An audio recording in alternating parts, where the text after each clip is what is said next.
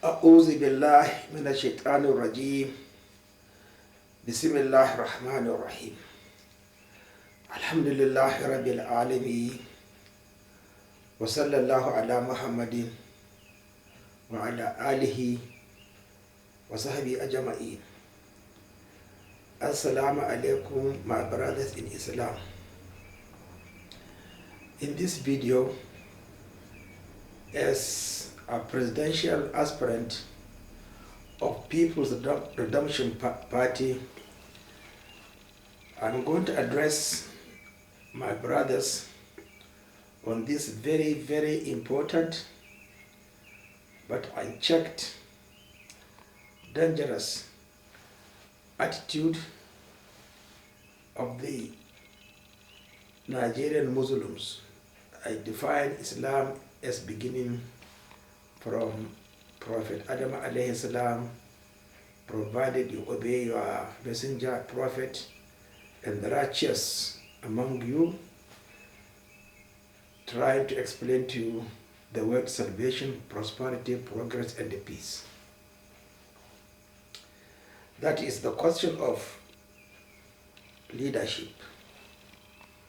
2023. I think the more we talk less, encourage all to read the scriptures, I think it will be much, much better. Because we have leaders who are illiterate, arrogant, and ignorant. Islam is way of life that began in the heavens, not explained in any other book but in the Holy Quran, probably the covenant. Now, before any other prophet, definitely there was Adam, Noah, and so on and so forth. Then we have Abraham and Moses.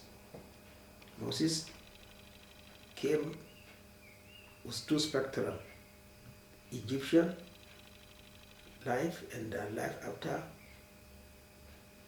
their leader was drowned. See it physically. I think I saw Pharaoh about twice in Egypt, or 3 times. So what is wrong with us? Now, the Holy Quran explains that if a nation is suffering, there are 2 people to examine and to question. They are leaders and they are scholars. That's all.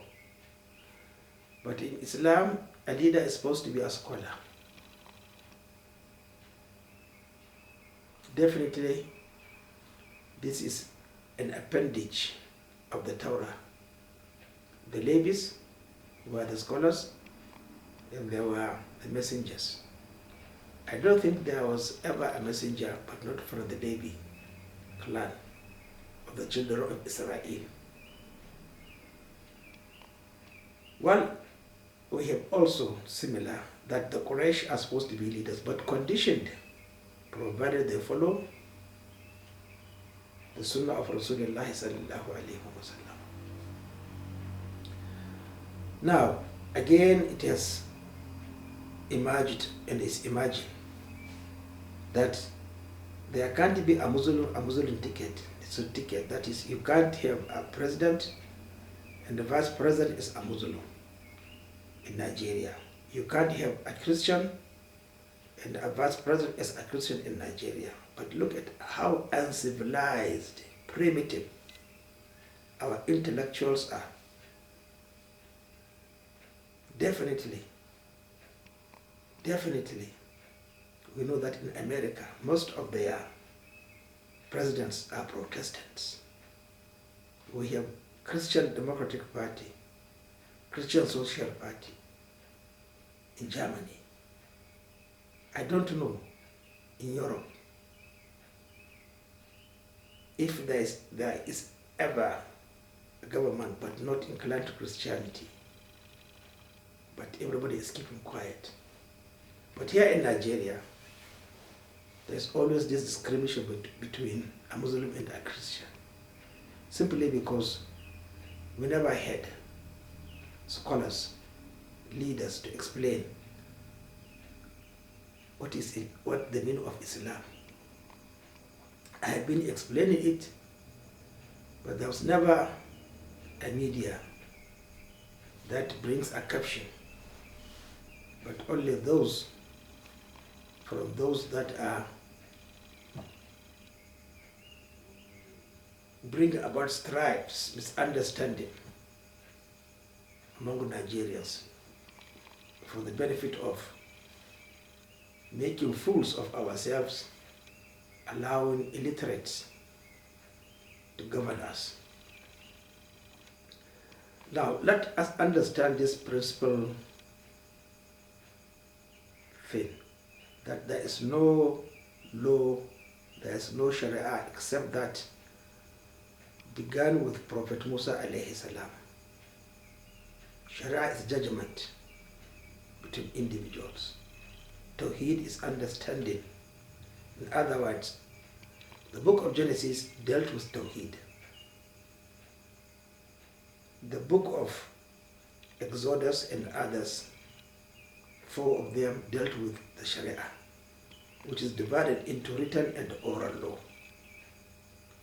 That is the distinction in the Old Testament. Now, for those lengthy years, 1,400 plus, we should ask then the Jews, the people of the book, but the Jews, to tell us the reasons and the causations behind insecurity, poverty. We have to salute and honor, respect the Jews, because assassinations, killing, is one of the highest crime, and you hardly, except probably recently, find such kind of stripes in Israel. But what of after the arrival of Rasulullah sallallahu alaihi wasallam? Whatever happened with the Arabs is not something which we should talk about, because they never had any messenger or a prophet. They were never conquered. So let us forget about pre-Islamic and what happened. So, the truth is that when Jesus, the son of Maryam, began his apostleship, he categorically mentioned in the book of Matthew that he did not come to change the law, but rather to establish it. That if a comma, a full stop, a line is removed from the Torah, then he is not the one who removed it. And that his followers, the Jews, must strive hard to learn and practice the Torah. That it was done in the time of Moses and the prophets behind him. So please let us respect written history and let us agree on what there cannot be dispute, opinion, or disagreement. Let us forget this stupid idea of the Muslim Ummah that there is opinion, disagreement in Islam. It is never the case. Then we must understand that the arrival or the sending of Prophet Muhammad sallallahu alaihi wasallam as the last prophet is vividly explained in the book of in the Torah, in the Old Testament. And definitely those who were more anxious of his arrival were the priests in Syria. And when he was born, he was taken to Syria by his uncle, and they warned him that this is the messenger because of distinct physical sign. And they advised him that he will be attacked and that he has to be protected. Now, why was Christianity by then in Vatican or in Sokoto? It didn't exist alone. Now, after its existence, what is the difference? That Muhammad is hated, never to be protected. That is the question we should ask ourselves. So it is falsehood. Secondly, it was the Levi clan of the children of Israel, the three of them, Kainuka, Nadir, and Qurayza, who instigated, who warned the two tribes in Medina, Aus and Hazaraj, that if that messenger arrives, they will quickly grasp him so as to rule the whole world. That they will conquer the whole world. So, that was the reason behind the Jews from Palestine migrating southeast, looking for the description of that land where the last prophet will arrive, and they found it distinctively in Medina, palm trees between two lava tracks. They stayed there. Muhammad spent 13 years plus in Mecca without any school, no teaching, nothing, because predominantly Islam, his teachings, is a matter of reality recognition and asking questions. Who built the Kaaba? Who protected it from Abraha? And who brought those 360 gods? Who brought them? The question is, he cannot answer because he was born. He had seniors, he has elders. His history, his teaching, his logic, his common sense prevail in that particular period. That does not require anything from him. He wasn't an expert. And there were no law. There was no Sharia in Mecca. Now, what happened when he migrated? Look, imagine the 30 years or 40 years of the life of Moses in Egypt. He migrated. And look at this comparison. Memphis was why he first built a mosque, or instructed in the Holy Quran to make it a place of prayer. Rasulullah, before he migrated to Medina, also had a similar command. He went to heavens like Prophet Musa alayhi salam, and then he was given the Sharia. Now, we must be grateful to Prophet Musa alayhi salam, because without his intervention, none of us will ever be praying 50 times a day. It was reduced to 5, but now innovations again made our prayers invalid. So look at the dynamics, potentiations, Torah and the Holy Quran. Now, Rasulullah spent 6 years. Actually, the Sharia lasted for 6 years. And look at this very, very significant reality. It needs thinking Islam, that after the expulsion of the children of Israel from Medina, the Sharia stopped. Why? No criminality. They had the Sharia. When they break it, they must be punished. But now there is no one to break the Sharia, because the Aus, Hazaraj had no Sharia. So that the Jews in Medina, there wouldn't have been any pressure. It's impossible. Because we're at the base of it. From where will it spring? And the Jews did not fight Rasulullah sallallahu alaihi wasallam in reality. We must remove distortions and the purpose. You see, if there is no cause, there can't be any effect. If there is no disease, there can't be any treatment. So please let us respect reality, common sense and logic, causations and causalities.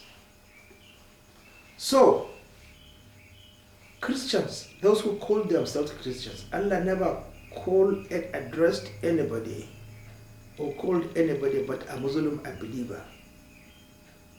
What comes out of that is the negativity, shirk, disbelief, zalim, fasik. So these are the opposites of surrendering to Allah subhanahu wa ta'ala. Now, far away in Najran, with the Christian kingdom, after the surrender of Mecca, they realized the reality, the supremacy of the teachings, the Torah. So they came to Medina and asked about the nature of Prophet Isa alayhi salam. Please read it in the textbooks. Well written. Are you disagreeing with that? You who called yourselves Christians? That did not take place? What did they say? We have to respect him. And it's left on individuals to accept him or reject him. I don't know what is happening now in Yemen. But we know definitely the respect and the desire of Rasulullah sallallahu alayhi wa sallam to give freedom of worship, la ikraha fi din. He moved the Levi clan to Khaybar and Syria, where there was concentration of their own believers. So why are you accusing and disliking what is actually a simplified form of the Torah? Did Isa, the son of Maryam, reject the Torah? So why are you rejecting the Torah? So there is no sense in reality on what those who called themselves Christians are saying. Total failure from all sides, total ignorance, arrogance, and illiteracy scarred in their hearts. Pericarditis. So, what is the solution? We must admit that there was never real Islam in northern Nigeria. It's all distortion. If you read the history of Islam in Africa and in Nigeria, you know that definitely it was instituted with a double intention to maintain worldly supremacy, deception. So, what do we need? For independence to today, was there ever a debate between a Christian leader and his deputy,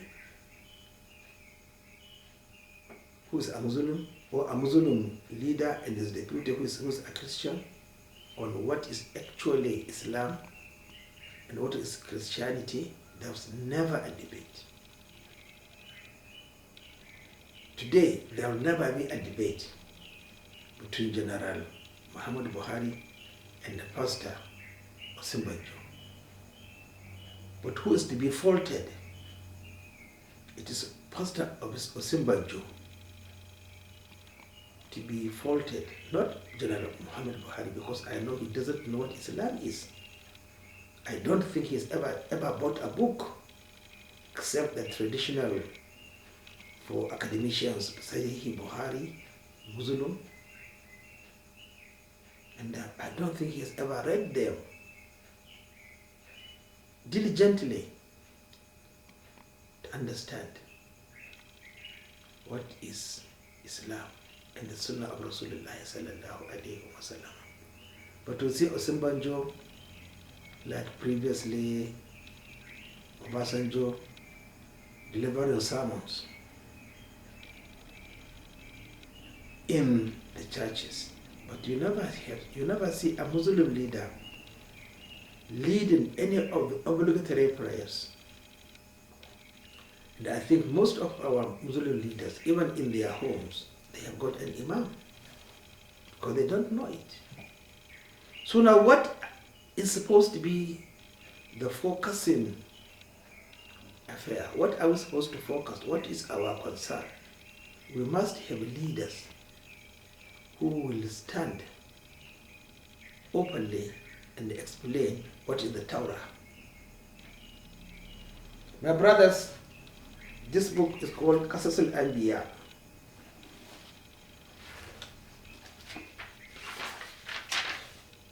It is the Torah in Arabic language. I have read it so many times, and I don't know actually when I bought it. This is the first edition, 1992. So 30 years ago. I read this book. It is the children of Israel. I think 522 pages. When I read this book, I have the Bible always by my side. And let those who call themselves Christians understand that. I think except the Arabic texts of the Holy Quran, and there's also a special Holy Quran based on the narrations by the children of Israel. Today you find references whenever the word Israel is mentioned. Refer to this particular chapter in the Old Testament. So why shouldn't we be respected, we Muslims, on those who deserve this respect? But instead, you hear people creating more confusion, disunity, inviting insecurity and poverty. So, if I scale through and INEC agreed on my credentials that I am free from EFCC arrests, I'll be the presidential candidate. And I will advise my party. I don't have any authority. I don't need a Muslim vice president, truly speaking, because I don't think he's more knowledgeable than me. And I don't think he's going to contribute anything in Islam. But definitely, if People's Redemption Party are going to choose a deputy, please let them choose the one who has read the Bible, the Old Testament A to Z. And he must show us his commentary by Reverend Matthew Henry, complete commentary unabridged of the Holy Bible. Because I have that book. That book was given to me as a present by a Christian in the medical department of NNPC, because I engage discussions with them. I engaged. always ask Christians to confirm what I have read. If I want a reference, I ask them, but most of them don't know. Because the relationship will be that, look, we must understand, we, the Muslims, Arabic, who can read, who understands Arabic. Unfortunately, the Christians, I can't say that he must have learned Arabic language, because that if he reads the Bible, he knows its equivalent. But when I read the Bible, if I could have brought out my New English Version, the New Promise Study, you'll see that everything is underlined with references. And unfortunately, I have been looking for that particular edition. I can't find it because I need to replace it. A lot of pages are missing too. So, we need a sincere Christian who has understood, mastered the Old Testament and the book of Acts. So that if I speak, he will understand that this is also available in the book of Acts. Let me tell the Christian something very interesting. I think it's in Matthew that Jesus, the son of Maryam, told his disciples to pray for an hour. So as a prayer for an hour, good, let me compare that instruction, compare it with the manner of our 5 daily prayers. So if you estimate that particular hour with the Sunnah of Rasulullah sallallahu alayhi wa sallam and the 5 daily prayers, the least time is on Friday. You will find out that you pray 55 minutes, 50 to 55 minutes, the least. And then probably, depending, 1 hour 15 minutes a day, which is equivalent to an hour. If you read, it is said that there were 140,000, or the population Jonah, I think Jonah was 140,000. In the Holy Quran, it is mentioned 100,000 and more. Where is he do? So look at the texts, the 2 texts. So if I am elected, I will bring this very, very important debate that I have been asking Pastor or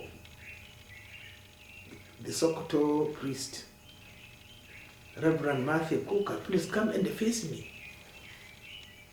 to discuss what we have failed to explain together with the Sultan. Explain that Islam is one, that he deviated. He has the right to refuse and to choose, but he has no right to force others to disbelieve. Why is freedom of speech, association, superior to telling the truth, but I reject it? Why is this period of freedom? Why is the importance of teaching? Look at what Allah did. He never allowed anyone to teach the Torah except the Levites. Purification, purity, no mistakes. But what are we doing today? We are actually inviting, we are the terrorists, we are the Boko Harams, we are the ISWAP, everything. We are the Taliban. The leaders are our terrorists. The scholars are our terrorists because they fail to understand, to teach others. Look, I am a scientist. I can't see the difference between the approach scientifically applied to Holy Quran and how I was taught. Gradually science become a doctor. So my brothers, please let us stop listening to those saying that there can't be a Christian ticket, a Muslim ticket. Yes, if I am elected, I will hope that PRP will get my deputy, the one who is actually fully versed in the Torah and also the book of Acts. Let them conduct examination to choose the one who will help me establish peace, security, and prosperity in Nigeria. Assalamu alaikum.